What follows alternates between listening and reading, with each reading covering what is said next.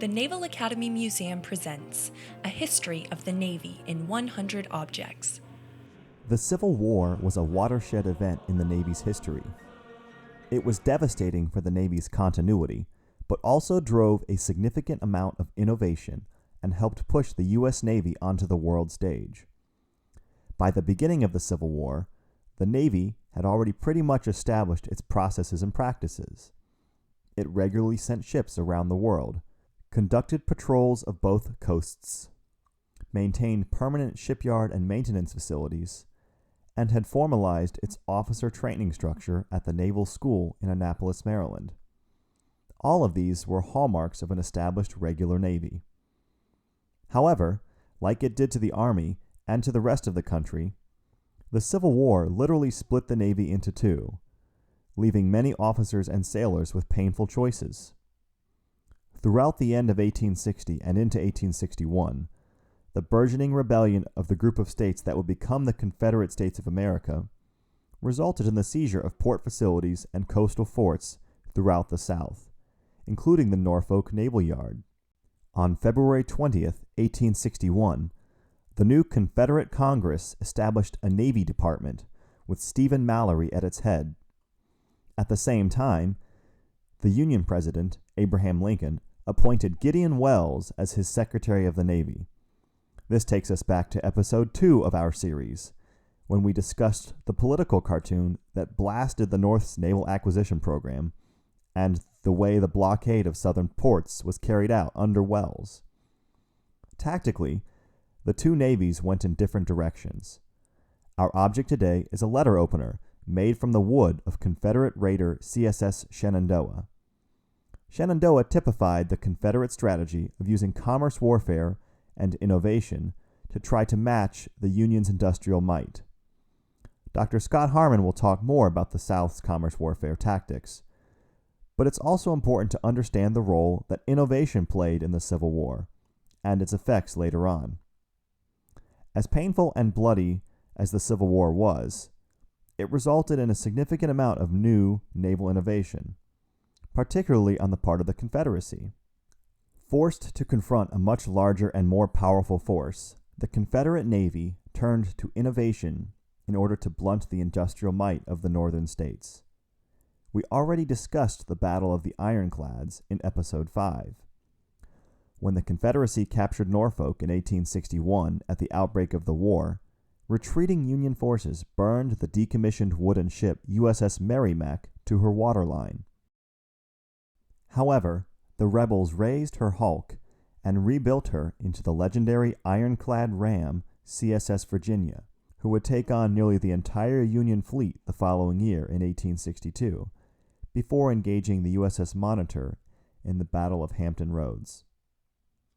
The Civil War also marked the first time that navies really attempted to take warfare underwater, and the Confederate Navy drew first blood by building the H.L. Hunley, the first submarine to engage and sink a warship. Hand-powered and carrying a torpedo mounted to her bow, the Confederate submarine rammed USS Housatonic in Charleston, South Carolina. The explosion sank Housatonic, and Huntley went down with her kill. The Confederacy also attached the torpedo spars to small boats, which would attempt to ram the larger Union warships. This set the stage for later torpedo boats. Future President John F. Kennedy would command a torpedo boat as a young officer in World War II. At the end of the Civil War, even the Confederate Navy's great innovation, combined with the commerce warfare tactics, would fail to break the stranglehold of the Union blockade. Nevertheless, it was the tactics, technologies, and techniques learned and honed in this bloodiest of U.S. conflicts that would set the stage for the United States' rise into a world-class naval power. In 1907, when the Great White Fleet set sail on its voyage around the world less than half a century after the Civil War's end, the fleet was built on the foundation of the lessons learned and technologies developed in the Civil War by both the Union and the Confederacy. We now go to Dr. Harmon. We are here in the Naval Academy Museum for this podcast on the role of the Confederate Navy during the Civil War. And an object that we want to feature is this hand-carved wooden letter opener. That's made from some wood of the Confederate raider, the CSS Shenandoah.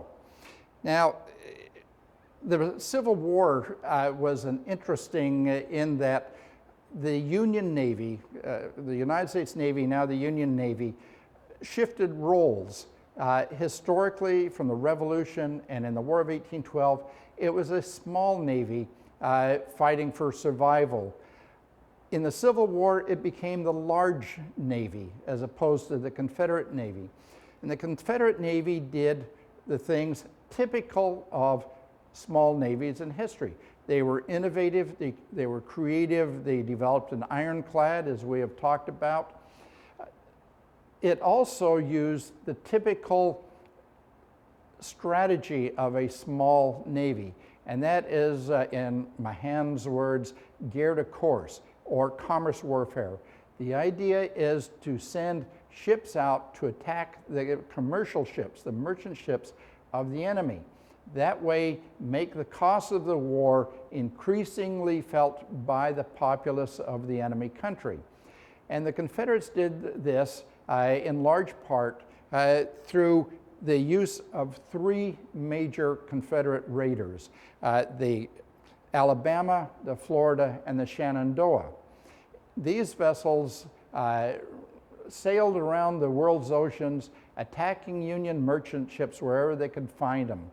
And they would get supplies from them. These commanders were gentlemen. They treated the passengers of the enemy vessels fairly. They did not kill them outright, but they would put them on a cartel vessel and send them home. These vessels have sometimes been called privateers, which were privately owned raiding ships, or even pirates. But these three vessels, among many others, were commissioned vessels in the Navy of the Confederate States, just as a U.S. Navy vessel is a commissioned vessel in the United States Navy. These were regular naval officers for the Confederate Navy. Most of it had been former United States naval officers.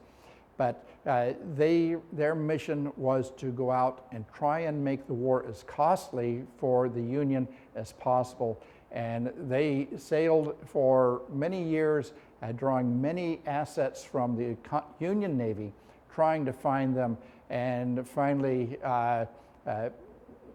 two of them met their demise in combat. The Shenandoah, after raiding the Union whale ships in the Arctic, the Northern Pacific, found out after the war was over that she had been doing this after the war was over, and she had to get back and sailed back to England where the ship had been built and hauled down the last Confederate flag of the war. We hope that you are interested by these podcasts and will join us for further podcasts, and also to come and visit us at the Naval Academy Museum and see these wonderful ship models and artifacts in person.